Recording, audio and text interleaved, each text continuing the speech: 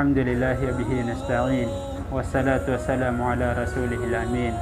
Wa ba'd. Assalamualaikum warahmatullahi wabarakatuh. Mga kapatid sa relihiyong Islam, ang video na ito ay para sa atin lahat, para sa mga taong malulungkot, para sa mga taong may pinagdaraanan. Sinabi ng Allah subhanahu wa ta'ala, Inna Allah la yughayyiru ma biqaumin hatta yughayyiru ma bi anfusihim. Kapag ikaw ay may pinagdaraanan, kapag ikaw ay nalulungkot, nararapat lamang sa iyo na baguhin mo yung sarili mo, baguhin mo yung sistema mo. Maaring ikaw ay nalulungkot nang dahil sa baka meron kang nagawang kasalanan sa Allah subhanahu wa ta'ala, meron kang nagawang malaking pagkasala sa Allah subhanahu wa ta'ala, kaya ikaw ay binibigyan ng Allah subhanahu wa ta'ala ng mga pagsubok, at yun ay para din naman sa iyo na alipin ng Allah subhanahu wa ta'ala. Maaaring binigyan ka ng Allah subhanahu wa ta'ala ng kalungkutan dahil sa nagkukulang yung pag-aalala mo sa Allah subhanahu wa ta'ala. Ang tao, minsan naalala niya ang Allah subhanahu wa ta'ala kapag siya ay gipit na, kapag siya ay sobrang nalulungkot na. Kaya minsan binibigyan ka ng Allah subhanahu wa ta'ala ng mga problema para mas maging malapit ka sa Allah subhanahu wa ta'ala. O di kaya minsan naman ay yun yung mga nagiging dahilan dahil sa maaring ikaw ay nagkasala sa Allah subhanahu wa ta'ala. Subalit hindi porket ikaw ay may pinagdaraanan ay ibig sabihin ay meron kang malaking nagawa sa Allah subhanahu wa ta'ala. Maaring ang naging dahilan din ay dahil malakas ang pagsimba mo sa Allah subhanahu wa ta'ala. Sinabi nga ng propeta Muhammad sallallahu alaihi wasallam, sabi niya, Inna Allaha idha ahabba qauman ibtalahum. Katotohanan na ang Allah subhanahu wa ta'ala kapag nagugustuhan niya yung mga tao, ito ay sinusubok niya. Sinusukat ng Allah subhanahu wa ta'ala ang pananampalataya natin dahil may ibig sabihin mayroon tayong malakas na pananampalataya sa Allah subhanahu wa ta'ala. Kaya huwag kang magtaka kung bakit malakas ang pagsamba mo sa Allah subhanahu wa ta'ala, subalit ikaw ay mayroon malaking pinagdaraanan. Ikaw ay nalulungkot. Isipin mo na lang yung mga sinabi ng Allah subhanahu wa ta'ala, Asa an takrahu shay'an fahuwa khairul lakum. Minsan yung mga hindi niyo nagugustuhan, yun pa yung nakakabuti sa iyo, at sinabi din ng Allah subhanahu wa ta'ala na yung mga nagugustuhan mo, minsan yun pa yung nakakasama sa iyo. Kaya nararapat lamang bilang isang taong mananampalataya sa Allah subhanahu wa ta'ala na lagi siyang magtiwala sa Allah subhanahu wa ta'ala. Lagi siyang magtiwala sa biyaya ng Allah subhanahu wa ta'ala. Huwag siyang mawalan ng pag-asa. Gaano man kabigat ang pinagdaraanan mo, magtiwala ka sa Allah subhanahu wa ta'ala. Darating din ang panahon na magiging masaya ka rin. Darating din ang panahon na malalampasan mo rin kung anuman ang pagsubok na pinagdaraanan mo sa ngayon. Para sa mga taong mabibigat na yung pinagdaraanan, ay kanais-nais nararapat na i-memorize nila yung itinuro ng propeta Muhammad sallallahu alaihi wasallam. Ang hadis na ito ay itinuro ng propeta Muhammad sallallahu alaihi wasallam kay Abi Umama. Subalit ito ay mapapakinabangan natin lahat kapag tayo ay naniniwala sa Rasulullah at naniniwala sa Allah subhanahu wa ta'ala. Noong isang araw, si Abi Umama ay nakita ng propeta Muhammad sallallahu alaihi wasallam sa loob ng masjid, at hindi pa naman yun oras ng pagsambayang, hindi pa oras ng pagsala. Tinanong siya ng Rasulullah sallallahu alaihi wasallam. Sinabi ng Rasulullah sallallahu alaihi wasallam na bakit ka nakaupo sa masjid sa hindi naman oras ng pagsala? At sinagot siya ni Abu Umama, sinabi ni Abu Umama, nang dahil sa mga problema, nang dahil sa dami ng mga utang ko, hindi ko na alam kung paano ko ito masusolusyonan. Kaya naman tinuruan siya ng Rasulullah sallallahu alaihi wasallam. Sabi niya, afala uallimuka bikalimatin.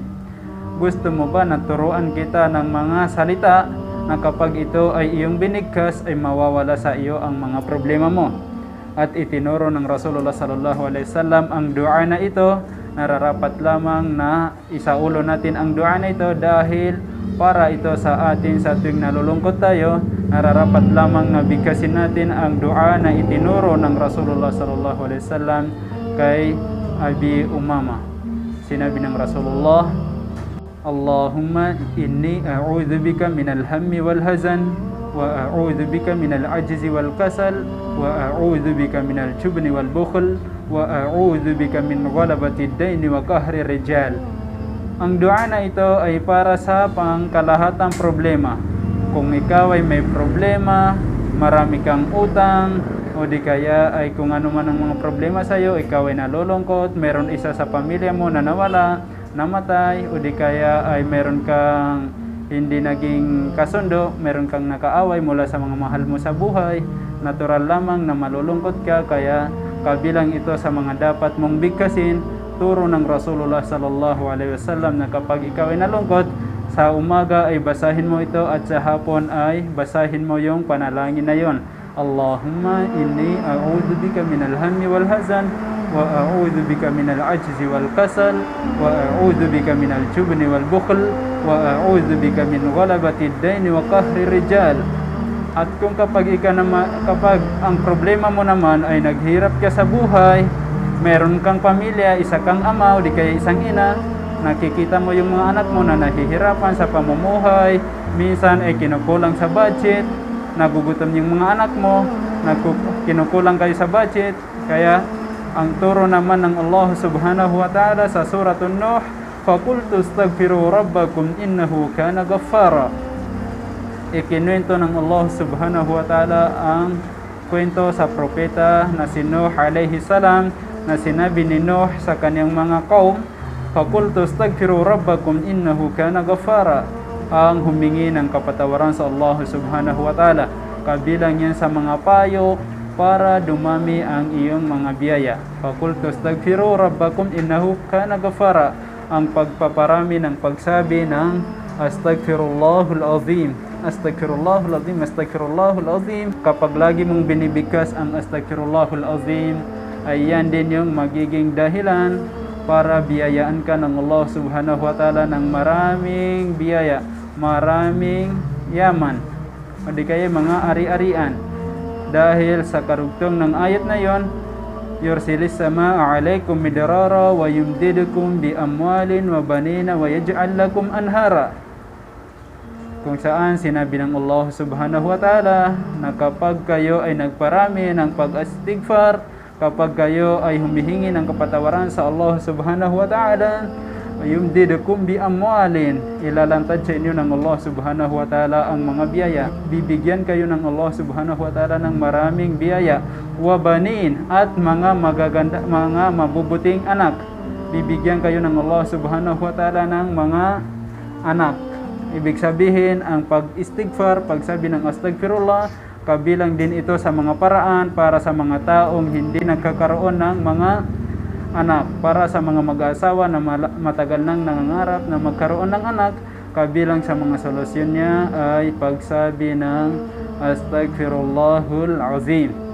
At kabilang din ito sa mga paraan para sa mga binata na gusto nang makapag-asawa, subalit minsan ay kinukulang sa budget o di kaya meron mga ibang problema, kung kaya hindi sila makapag-asawa. Kabilang ito sa mga paraan para makapag-asawa yung mga binata na gusto nang mag-asawa, ang pagpaparami ng pagsabi ng Astaghfirullahul Azim. Sana'y mapakinabangan natin ang maikling muhadara na ito. Sana ay may sagawa natin, may saulo natin ang panalangin na itinuro ng propeta Muhammad sallallahu alaihi wasallam. Sana ay magmula ngayon ay lagi natin sabihin ang Astaghfirullahul Azim, na kung saan ito ay nangangahulugan ng paghingi ng kapatawaran sa Allah subhanahu wa ta'ala, dahil lahat tayong mga tao ay nagkakasala sa Allah subhanahu wa ta'ala. Sa gabi at sa umaga tayo ay nagkakasala sa Allah subhanahu wa ta'ala. Maging babae man o lalaki, maging ustad man o hindi ustad, nagkakasala yan sa Allah subhanahu wa ta'ala sa umaga at sa gabi. Dahil ang Allah subhanahu wa ta'ala mismo ang siyang nagsabi Sinabi ng Allah subhanahu wa ta'ala sa hadis al-Qudsi, "Ya ibadi, innakum tukhti'una bil-laili wan-nahar. Innakum tuznibuna bil-laili wan-nahar wa ana aghfiru dzunuba jami'a fastaghfiruni aghfir lakum."